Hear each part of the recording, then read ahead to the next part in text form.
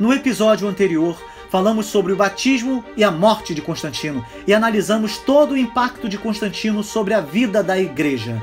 Hoje falaremos sobre Eusébio de Cesareia e a teologia oficial do Império.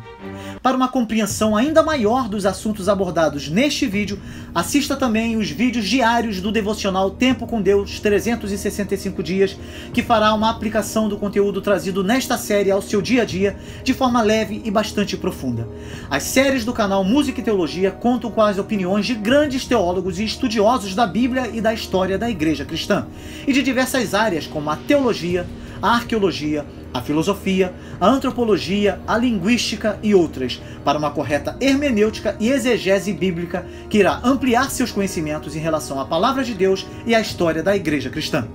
Se você ainda não é inscrito no canal, inscreva-se agora, ative as notificações para que você não perca nenhum conteúdo produzido aqui pelo canal. Já deixe o seu like e comentário para que essa mensagem seja divulgada e alcance mais pessoas.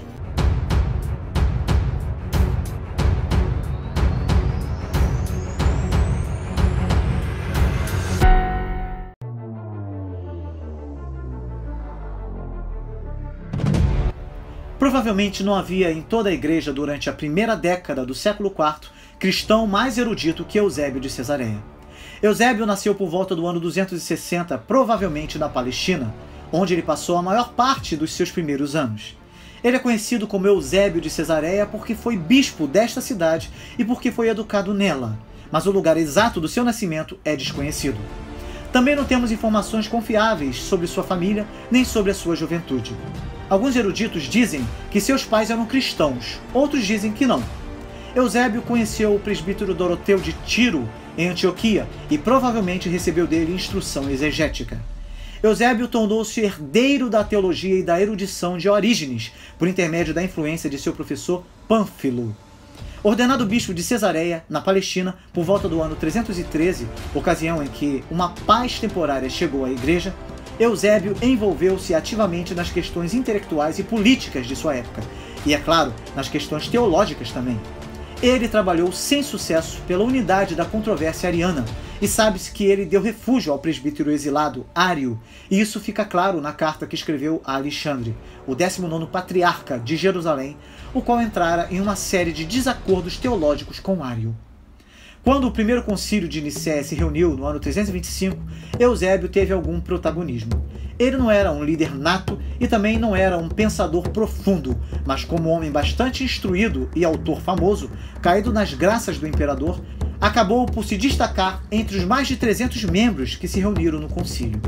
Tomando uma posição moderada na controvérsia ariana, Eusébio apresentou o símbolo, credo batismal, de Cesareia, que acabou por se tornar a base do credo niceno. No final do concílio, Eusébio subscreveu os seus decretos. Eusébio é especialmente lembrado por sua obra histórica, História Eclesiástica, em que coletou informações desde o início da igreja até o seu tempo. Em sucessivas edições, Eusébio detalhou o evento das perseguições sob o comando de Diocleciano e seus associados e sucessores. Eusébio também é importante para a teologia política que ele desenvolveu em Vida de Constantino e Louvor de Constantino. Embora não estivesse tão perto de Constantino como poderia parecer, ele promoveu Constantino a mensageiro de Deus nomeado para trazer paz à igreja e cura para as nações.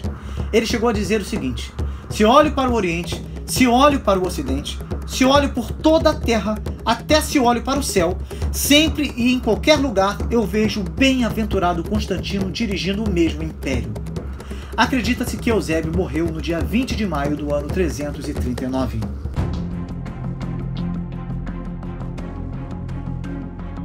Quem teve um impacto profundo sobre a vida do jovem Eusébio de Cesareia foi Pânfilo. Este era da cidade de Berito, hoje Beirute, no Líbano, mas tinha estudado em Alexandria, tendo como professor o célebre Piério, um dos herdeiros da obra de Orígenes. Algum tempo depois, tendo já ocupado alguns cargos importantes em Berito, Pânfilo se transferiu para Cesareia, para onde parece ter sido chamado pelo bispo dessa cidade. Em Cesareia, Orígenes tinha deixado sua biblioteca, que estava em poder da igreja, e Pânfilo se dedicou a estudá-la, organizá-la e completá-la. diversas pessoas o ajudaram nesta tarefa, inspiradas pela fé fervorosa e pela curiosidade intelectual do seu líder. Quando Eusébio conheceu Pânfilo, sentiu-se cativado por esta fé e esta curiosidade. Ele passou a estudar a Bíblia com ele, usando a Hexapla de Orígenes e comentários compilados por Pânfilo. A admiração e devoção que Eusébio tinha por Pânfilo era tão grande que ele chegou a se chamar anos mais tarde de Eusébio de Pânfilo, dando assim a entender que devia a seu mestre grande parte do que era. Durante vários anos, Pânfilo, Eusébio e outros trabalharam em equipe, provavelmente vivendo sob o mesmo teto e repartindo todos os seus gastos e receitas. Mais tarde, o prazer de Pânfilo nos livros foi superado pelo do seu discípulo, que, ao que parece, fez várias viagens em busca de documentos das origens do cristianismo. Durante este período, Eusébio e Pânfilo escreveram diversas obras, mas destas, a única importante que foi conservada é a Crônica de Eusébio, e também esta em versões posteriores, aparentemente mal transmitidas.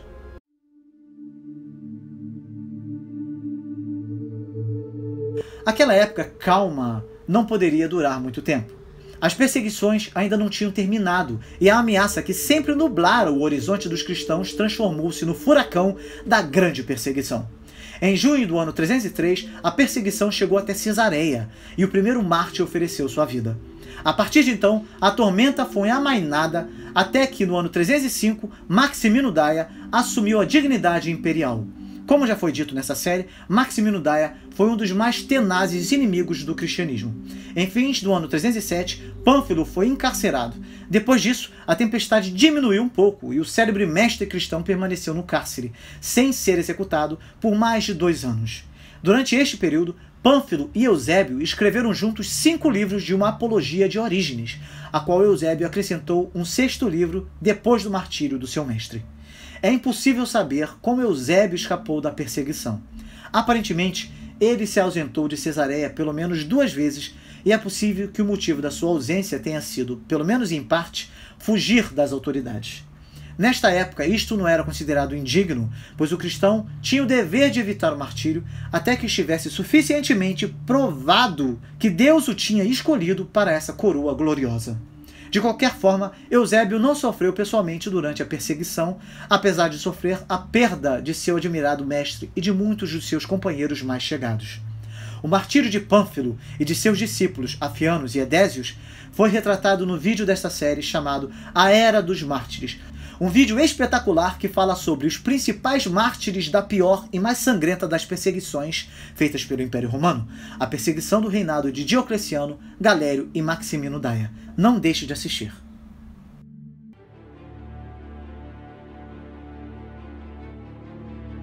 Em meio à perseguição, Eusébio continuou sua atividade literária. As obras literárias de Eusébio refletem o curso da sua vida. No início, dedicou-se à crítica dos textos bíblicos sob a influência de Pânfilo e provavelmente de Doroteu, da escola de Antioquia, escrevendo comentários sobre Salmos e Isaías, bem como na preparação de um conjunto de tabelas para identificar passagens paralelas nos evangelhos e uma lista de nomes de lugares na Bíblia com uma descrição geográfica e histórica. Com as perseguições de Diocleciano e de Galério, dirigiu-se o seu interesse para os mártires, tanto os da sua época como os anteriores. Esse interesse levou a escrever sua obra mais importante, a História Eclesiástica.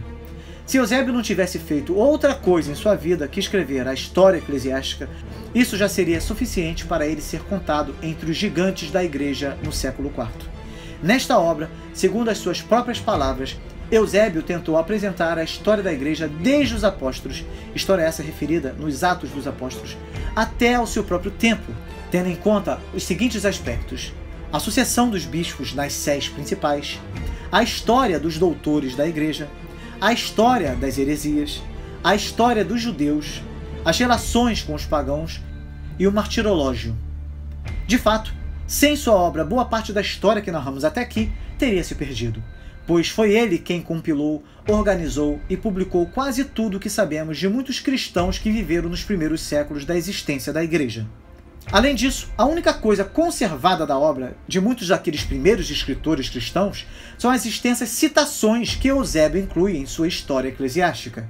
Sem essa obra, nossos conhecimentos dos primeiros séculos da Igreja estariam reduzidos à metade, aproximadamente. Importante notar que, para Eusébio, a Igreja aparece como sendo o motor da história da humanidade. Com as controvérsias arianas, o interesse de Eusébio passou para as questões dogmáticas.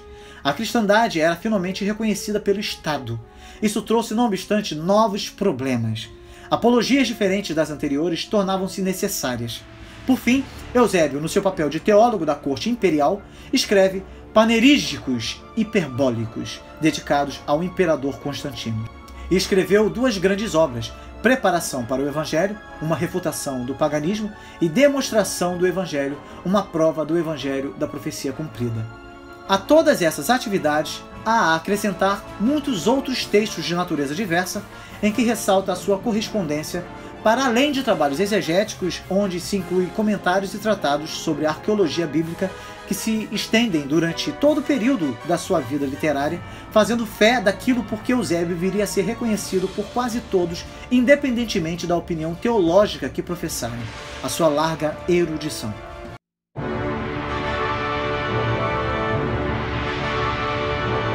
No ano 311, a situação finalmente começou a mudar com respeito à perseguição. Primeiro veio o Edito de Galério, depois Constantino venceu Magêncio, e Licínio e Constantino, reunidos em Milão, decretaram a tolerância religiosa. Para Eusébio e seus companheiros, o que estava acontecendo era a obra de Deus semelhante aos milagres narrados no livro do Êxodo. A partir de então, Eusébio e provavelmente muitíssimos outros cristãos que não deixaram testemunho escrito das suas opiniões, como ele, começou a ver em Constantino e em Licínio instrumentos escolhidos por Deus para concretizar seus planos. Eusébio de Cesareia ficou deslumbrado com o favor que Constantino evidenciava em relação aos cristãos e se empenhou em provar que Constantino era o eleito de Deus e que sua obra era a consumação da história da Igreja.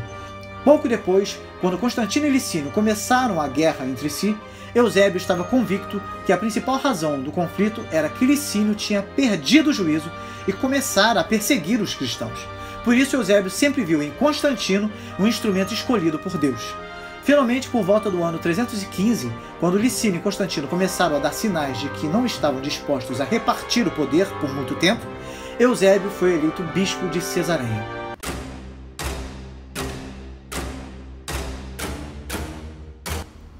Pouco depois do ano 313, Eusébio sucedeu a Agápio no bispado de Cesareia Marítima. Ser bispo de Cesareia era uma responsabilidade muito grande, pois a perseguição tinha dispersado o seu rebanho e era necessário assumir uma enorme tarefa de reconstrução. Além disso, a sede de Cesareia tinha jurisdição sobre toda a Palestina, e por isso Eusébio tinha de se ocupar de assuntos que excediam em muito os limites da sua cidade. Em consequência, sua produção literária diminuiu nos anos seguintes. Eusébio não estava ainda há muitos anos instado em seu cargo de bispo, quando uma nova tempestade veio turvar a calma da Igreja. Tratava-se desta vez não de uma perseguição por parte do governo, mas de um gravíssimo problema teológico que produziu o cisma, a controvérsia ariana. Falaremos sobre essa controvérsia mais adiante nesta série. Porém, é importante dizer que a atuação de Eusébio nesta controvérsia deixou muito a desejar. Isso não se deu por Eusébio ter sido talvez hipócrita ou oportunista, como alguns historiadores têm afirmado, mas sim porque seus interesses foram outros. Parece que Eusébio não compreendeu completamente todo o alcance da controvérsia e sua preocupação fundamental era a paz da Igreja, mais que a exatidão teológica. Por isso, apesar de no começo ter simpatizado com a causa ariana, no Concílio de Nicéia ele se dispôs a condená-la, quando se deu conta dos perigos doutrinários que ela envolvia. Mas isso faz parte do assunto que trataremos mais tarde nesta série.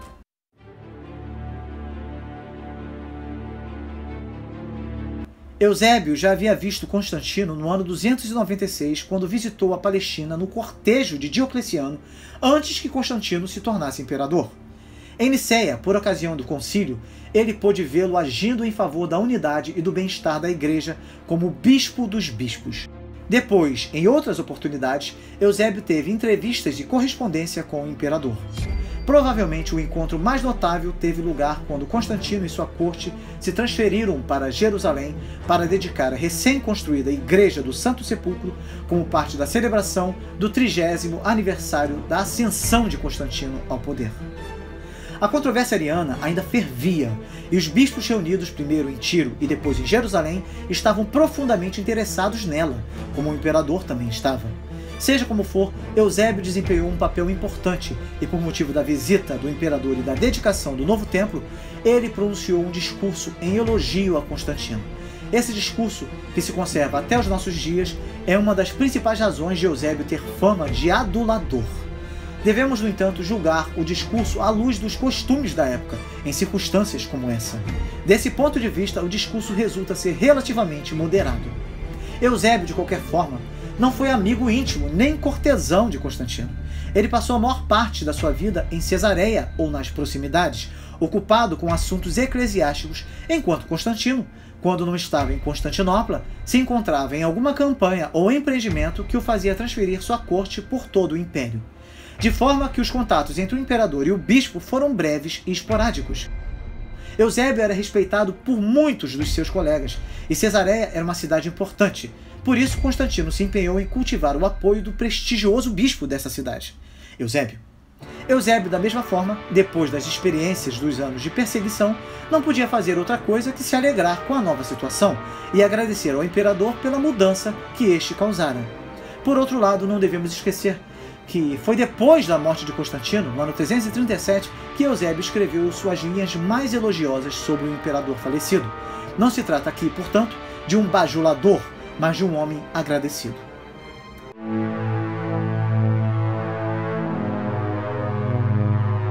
A proposta de Eusébio ao escrever a sua obra História Eclesiástica não foi simplesmente narrar os acontecimentos da vida da igreja. Seu propósito era mais apologético. Ele queria mostrar que a fé cristã era a consumação de toda a história humana. Esta ideia tinha aparecido muitos anos antes nos escritores que no século II defenderam a fé contra os ataques dos pagãos. Na opinião destes autores, tanto a filosofia como as escrituras hebraicas tinham sido providas por Deus como preparo para o Evangelho. Surgiu também em pouco tempo a ideia de que o próprio imperador romano, com a paz relativa que ele tinha concretizado nas margens do Mediterrâneo, também tinha sido colocado por Deus para facilitar a disseminação da nova fé.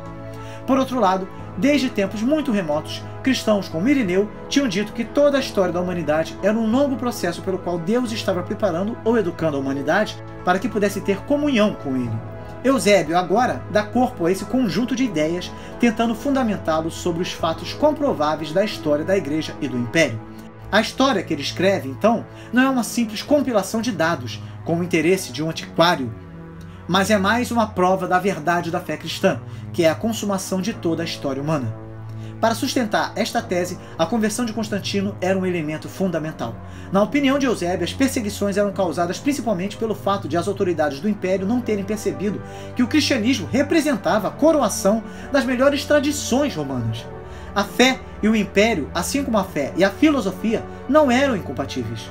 Pelo contrário, a fé era a coroa tanto da filosofia como do Império. Por isso, a importância que Eusébio dava à nova política religiosa de Constantino não se limitava simplesmente às vantagens de que a igreja estava desfrutando com essa política, mas ia muito além. A nova situação era a prova contundente da verdade do Evangelho, ponto culminante da história humana. Naturalmente, essa perspectiva teológica proibia qualquer atitude crítica frente ao que estava acontecendo. Quanto a Constantino, a quem Deus tinha utilizado para levar a cabo os seus planos, Eusébio parece ter percebido os seus principais defeitos, particularmente sua ira incontrolável e seu espírito sanguinário. Mas os propósitos apologéticos da sua obra não permitiam que Eusébio mencionasse essas coisas, e ele simplesmente as omitiu. O mais grave de tudo isso, entretanto, não está no que Eusébio disse ou deixou de dizer sobre Constantino. O mais grave está em que, em toda a obra de Eusébio, nós podemos ver como boa parte da teologia cristã, mesmo sem o perceber, foi se ajustando às novas condições, em muitos casos abandonando ou transformando alguns dos seus temas tradicionais.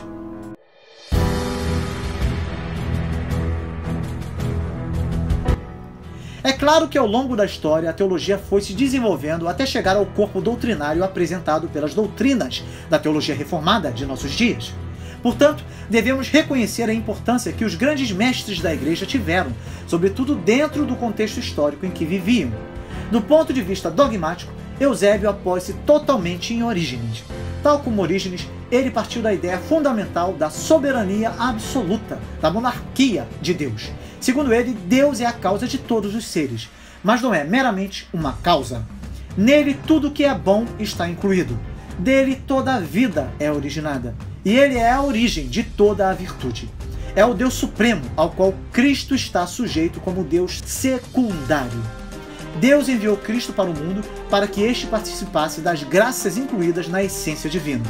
Cristo é a única criatura realmente boa, possuindo a imagem de Deus e sendo um raio de eterna luz.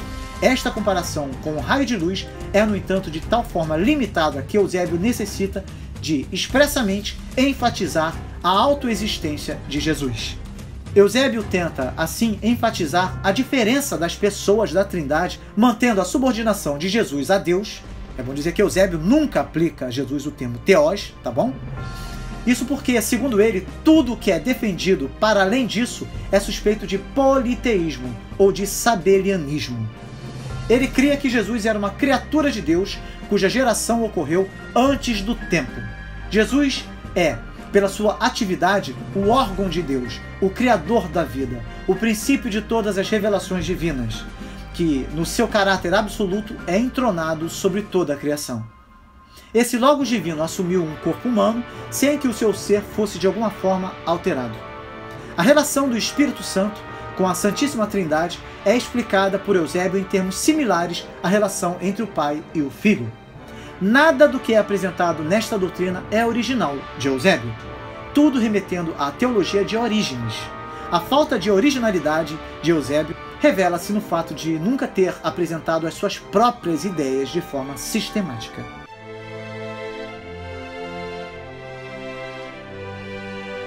No Novo Testamento e na Igreja dos primeiros séculos, aparece com frequência o tema de que o Evangelho é, em primeiro lugar, para os pobres e que os ricos têm muitas dificuldades para entendê-lo e segui-lo. De fato, a questão de como uma pessoa rica pode ser salva preocupou os cristãos dos primeiros séculos. Agora, a partir de Constantino, a riqueza e a pompa começaram a ser considerados um sinal do favor divino. Como veremos mais adiante nesta série, o movimento monástico foi, em certo sentido, um protesto contra a vida fácil que muitos levavam dentro da igreja. Eusébio, porém, e as muitas outras pessoas que ele representa, não parecem ter percebido a mudança radical que estava ocorrendo quando a igreja perseguida passou a ser a igreja dos poderosos, nem dos perigos em que isso implicava. Da mesma forma, Eusébio descreve com grande contentamento e orgulho os luxuosos templos que estavam sendo construídos. Mas o resultado real dessas construções e da liturgia que foi se desenvolvendo nelas foi o surgimento de uma aristocracia clerical semelhante à paralela aristocracia imperial e frequentemente tão distante do crente comum como os cidadãos comuns dos poderosos do império. A igreja começou a imitar os costumes do império, não só em sua liturgia, mas também em sua estrutura social. Por último, o esquema que Eusébio concebeu em termos de história o obrigou a abandonar um dos temas fundamentais da pregação cristã primitiva, a vinda do reino. Eusébio não o diz explicitamente, mas ao lermos as suas obras, temos a impressão de que com Constantino e seus sucessores o plano de Deus se cumpriu.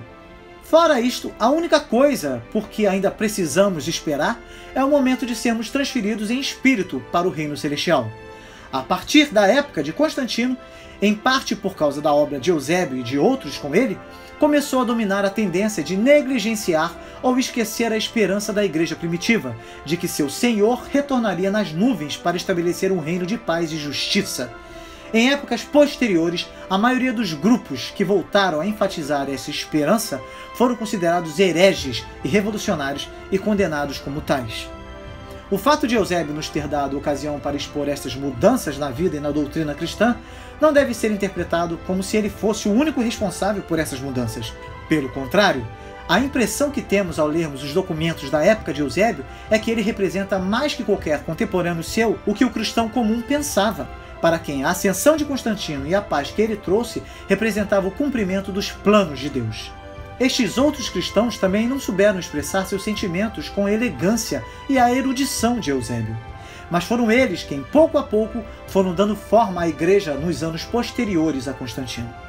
Eusébio, então, não é o criador do que aqui temos chamado de teologia oficial, mas somente o porta-voz dos muitos cristãos que, como ele, se sentiam surpresos e agradecidos por terem saído das tribulações da perseguição. Entretanto, como veremos nos próximos episódios, nem todos os cristãos acolhiam as novas circunstâncias com o mesmo entusiasmo. Continuaremos meditando sobre esses assuntos ao longo desta semana nos vídeos diários da série Tempo com Deus 365 dias, aplicando os conhecimentos adquiridos à nossa vida diária. Inscreva-se no canal, comente e compartilhe este conteúdo precioso com os seus contatos. Siga a programação do nosso Instagram e aproveite toda a nossa programação, incluindo a nossa rede de oração e intercessão, os nossos louvores e o nosso podcast. Sua vida será transformada.